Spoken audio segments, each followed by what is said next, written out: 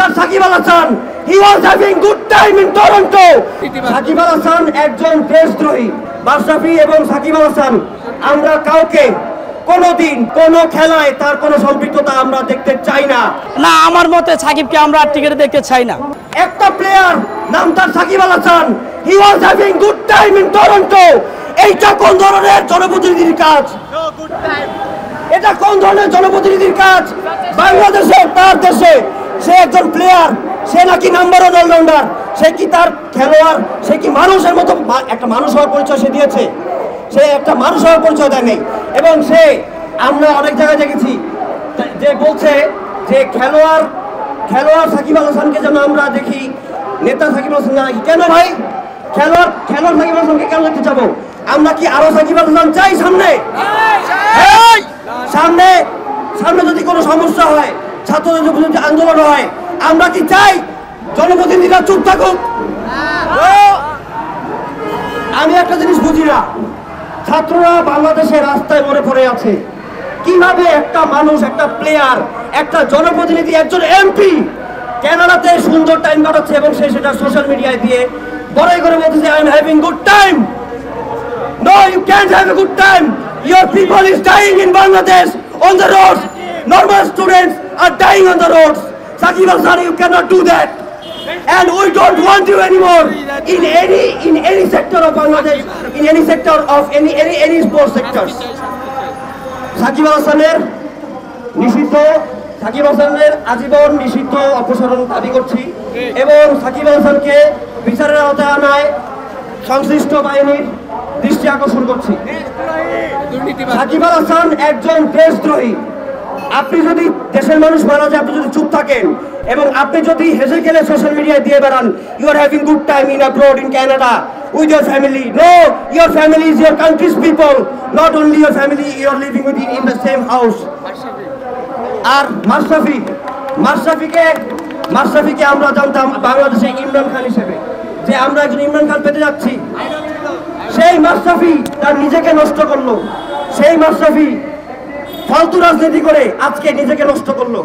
মাশরাফির এই ভুলের খেসারত মাশরাফিকেই দিতে হবে। মাশরাফি এবং সাকিব আল হাসান, আমরা কাউকে কোনোদিন, বাংলাদেশ যতদিন আছে, কোন খেলায় তার কোনো সম্পৃক্ততা আমরা দেখতে চাই না এবং তাদের নির্দিষ্ট বিচারের আওতায় এনে বাংলাদেশের মানুষের জন্য, বাংলাদেশের জন্য এরপরে কোনো ধরনের কোনো ক্রীড়াবিদ যেন এই সাহস করতে না পারে। এইটা নিদর্শন, এইটার উদাহরণ আমরা তৈরি করে দিয়ে যেতে চাই। না, আমার মতে সাকিবকে আমরা টিকেটে দেখতে চাই না। এটা আমার মতন সাধারণ একজন ছাত্র জনতার কথা। আমরা সাকিবকে আর বাংলাদেশ টিকেটে আমরা চাই না। আমরা চাই টিকেট অঙ্গনে একটি রাজনীতি মুক্ত হোক। টিকেটের ভিতরে যেন কোনো রাজনীতি, কোনো দুর্নীতি না হয়, সেই দিকে আমাদের ছাত্র জনতার লক্ষ্য থাকবে ইনশাআল্লাহ। আর কোনো রাজনীতিবিদ কোনো ক্রীড়াঙ্গনে কোনো রাজনীতি করতে পারবে না, সে বিধে আমরা সবাই ছাত্রদের লক্ষ্য থাকবে ইনশাআল্লাহ। আজকে আমাদের পক্ষ থেকে পাওয়ার অফ ইউথ, আমাদের যে সংগঠন, সেই সংগঠনের পক্ষ থেকে আমি ক্রীড়াপ্রেমীদের জন্য, বাংলাদেশের ক্রীড়া খাতের মঙ্গলের জন্য 7 দফা দাবি পেশ করতে চাই। আমাদের প্রথম দাবি, বাংলাদেশের কোনো ক্রীড়া অ্যাসোসিয়েশন বা বোর্ডের প্রেসিডেন্ট কোনোভাবেই কোনো প্রকার রাজনীতির সাথে জড়িত থাকতে পারবে না। বোর্ড প্রেসিডেন্টে হইতে হবে যেই বোর্ডের বা যেই অ্যাসোসিয়েশনের সে প্রেসিডেন্ট হচ্ছে বা ইলেকশন হচ্ছে, সে তার পাস্ট হিস্ট্রি, পাস্ট রেকর্ড সেই বোর্ডে থাকা। দ্বিতীয়, পেশাদার খেলোয়াড় থাকা অবস্থায়, কোনো বোর্ড বা অ্যাসোসিয়েশনের সাথে চুক্তিবদ্ধ থাকা অবস্থায় কোনো প্লেয়ার রাজনীতির সাথে জড়িত থাকতে পারবে না। সেই প্লেয়ার কোনো মন্ত্রী, এমপি, কাউন্সিলর, উপজেলা চেয়ারম্যান কিচ্ছু হতে পারবে না। 3 নম্বর, যে কোনো খেলার বয়সভিত্তিক ও সর্বোচ্চ পর্যায়ের প্রতিযোগিতাগুলো শুধু ঢাকায় সীমাবদ্ধ না রেখে সারা বাংলাদেশে সমন্বয়ের মাধ্যমে বিকেন্দ্রীকরণ করতে হবে। আমরা 4 নম্বরটা বলবো, আমরা দেখতে পাই, প্রায় নিউজ হয় যে রেফারি ম্যাচ বদলে দিয়েছে, রেফারি ম্যাচ গড়াপেটা করেছে। এই জিনিসটা শুধু ক্রিকেট ফুটবলে নয়, এই যে প্র্যাকটিসটা বাংলাদেশের প্রত্যেকটা স্পোর্টসে দেখা যায়। আমরা সাফ জানিয়ে দিতে চাই, আমাদের 4 নম্বর দাবি সেটা হচ্ছে আম্পায়ার ও রেফারিকে কোনোভাবেই প্রভাবিত করে ম্যাচ গড়াপেটায় ব্যবহার করা যাবে না। এ ধরনের কাজে জড়িত থাকলে সম্পূর্ণ প্রভাবমুক্ত ও স্বাধীন তদন্ত কমিটি দ্বারা যথাযথ তদন্ত সাপেক্ষে শাস্তিমূলক ব্যবস্থা গ্রহণ করতে হবে। 5 নম্বর, ফেডারেশনের কর্মকর্তাদের অপ্রয়োজনীয় বিদেশে ভ্রমণ বন্ধ করতে হবে। তাদের ফালতু পাবলিসিটি বন্ধ করতে হবে। প্লেয়ারদের চেয়ে কখনো আয়োজকরা বড় হতে পারে না, বোর্ডের মেম্বাররা বড় হতে পারে না।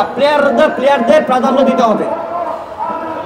এবং পুরস্কার বিতরণের সময় আমরা দেখতে পাই, আমরা অলিম্পিকে দেখেছি, আমরা বাংলাদেশ আন্ডার-19 ক্রিকেট চ্যাম্পিয়ন হয়ে এসেছে সেটা দেখেছি, বাংলাদেশের মেয়েরা ফুটবলে চ্যাম্পিয়ন হয়েছে সেটা দেখেছি। কিন্তু কাপ দেওয়ার সময়, পুরস্কার বিতরণের সময় প্লেয়ারদের দেখা যায় না। সামনে সব জানি না কারা দাঁড়ায় থাকে, সব চাটুকার, সব পাবলিসিটি শিকার, সব ফুটেজ শিকাররা এসে দাঁড়ায় থাকে। এই প্র্যাকটিস বন্ধ করতে হবে বাংলাদেশের ক্রীড়াঙ্গন থেকে। 6 নম্বর, বাংলাদেশের কোনো প্রতিষ্ঠান এবং বিজ্ঞাপনী সংস্থাকে যে কোনো খেলোয়াড় এবং ক্রীড়াবিদদের ভাবমূর্তি যেন ক্ষুণ্ণ না হয় সে ব্যাপারে সাথীর থাকতে হবে। কোনো বিজ্ঞাপন নির্মাণ ও প্রচার করা হতে বিরত থাকতে হবে। ক্রীড়াবিদের কাস্টিং করে যে কোনো বিজ্ঞাপন নির্মাণের ক্ষেত্রে স্ব ফেডারেশনের থেকে অনুমোদন গ্রহণ করতে হবে এবং এ ধরনের অনুমোদন প্রদানের ক্ষেত্রে ফেডারেশনের আপামর জনগণের আবেগ এবং ভাবমূর্তি গ্রহণযোগ্যতা দিকে খেয়াল রাখতে হবে। এবং আমাদের 7 নম্বর এবং আমাদের শেষ দফা, শেষ দাবি, বাংলাদেশের এই ক্রান্তি লগ্নে বাংলাদেশের খেলোয়াড় কাম এন্টারটেইনার কাম লাস্টে জনপ্রতিনিধি, বাংলাদেশের মানুষজন একজন জনপ্রতিনিধি দায়িত্ব তার জনগণের খেয়াল রাখা, এবং এই জনগণের মধ্যে সাধারণ জনগণ এবং ছাত্ররা অনেক বেশি। এই ছাত্ররা যখন রাস্তায় এই স্বৈরাচারী গভর্নমেন্টের অর্ডারে যখন পুলিশরা এই ছাত্রদের উপর হামলা করে, যখন গুলি করে, এই ছাত্র যখন মারা যায়, এই জনপ্রতিনিধিরা চুপ ছিল। জানি না তারা কিসের জন্য চুপ ছিল। তারা উইকেট দিয়ে তারা এলবিডব্লিউ আপিল করে, তাদের একটা ভুল আম্পায়ার যদি একটা ভুল ডিসিশন দেয় তারা স্টাম্পে লাথি মারে, তখন তাদের একটা অ্যাগ্রেশন থাকে। মানুষগুলো যখন, ছাত্রগুলো যখন রাস্তায় পড়েছিল, লাশগুলো পড়েছিল, নেওয়ার মতো কেউ ছিল না, এই জনপ্রতিনিধিরা কই ছিল তখন? বাংলাদেশের, আমি বলতে চাই ক্লিয়ারলি, বাংলাদেশের যে 2 জন জনপ্রতিনিধি আছে খেলোয়াড় কাম যাই বলবো, সাকিব আল হাসান এবং মাশরাফি, বাংলাদেশ যতদিন আছে মাশরাফি এবং সাকিব আল হাসানের কোনো ধরনের সম্পৃক্ততা কোনো ধরনের ক্রীড়াঙ্গনে থাকতে পারবে না। সামাজিক দিকটা যদি আমরা বিবেচনা করি, সাকিব আল হাসান যে সে ছিল ক্রিকেটের মধ্যে, কিন্তু সে কিছুদিন আগে যে নির্বাচনটা হলো 2024-এর জানুয়ারিতে, সে নৌকা নমিনেশন নিয়ে সে নির্বাচনে সে এমপি পদে এসেছেন। কিন্তু সে এমপি পদে আসার কারণে আমার যেটা মনে হয় পার্সোনালি, আমি ছাত্র জনতা প্লাস আমি আন্দোলন হিসেবে একটা বলতে চাই যে সাকিব আল হাসান দেশের জন্য যে ক্রিকেটের গৌরব নিয়ে আসছে, তো সেই হিসেবে তার ক্রিকেট থাকা উচিত ছিল। সেক্ষেত্রে সে রাজনীতির মধ্যে আসছে, আইসা সে যে ছাত্র সমাজের বিপক্ষে হয়ে দাঁড়াইছে, সে একটা কথা বলে নাই। আমরা চাইছিলাম যে সাকিব আল হাসান ক্রিকেটে ঠিক আছে, সে একজন ব্যবসায়ী, সে তো সেক্ষেত্রে ছাত্র জনতা বা আম জনতার পক্ষে থাকা উচিত ছিল, সে ওখানে ছিল না। সেক্ষেত্রে এখন ক্রিকেটে আসতে চায় বা চায় না। আর এজন্য এখন তার যে পারফরমেন্স দেখে আমরা দেখতেছি, আমরা ক্রিকেটে দেখতেছি, আমরা তার যে খেলাগুলো দেখতেছি, এই রিসেন্টলি যে ওয়ার্ল্ড কাপ গেল, T20 ওয়ার্ল্ড কাপ, আমরা দেখলাম তেমন কোনো ভালো পারফরমেন্স সে করে নাই। সেক্ষেত্রে আমি চাই না তার বয়স অনুযায়ী বা এখন সে ক্রিকেটে ফিরে আসুক, সে রাজনীতি তার দিকে আসুক, কে অভিজ্ঞতা আমি যে বলতে চাচ্ছি না, কিন্তু ক্রিকেট অঙ্গনে তার যে বয়স বা তার যে পারফরমেন্স, আমি চাই না সে আপাতত আসুক।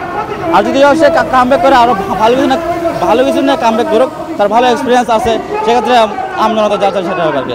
আমার বক্তব্য এটুকুই। ধন্যবাদ।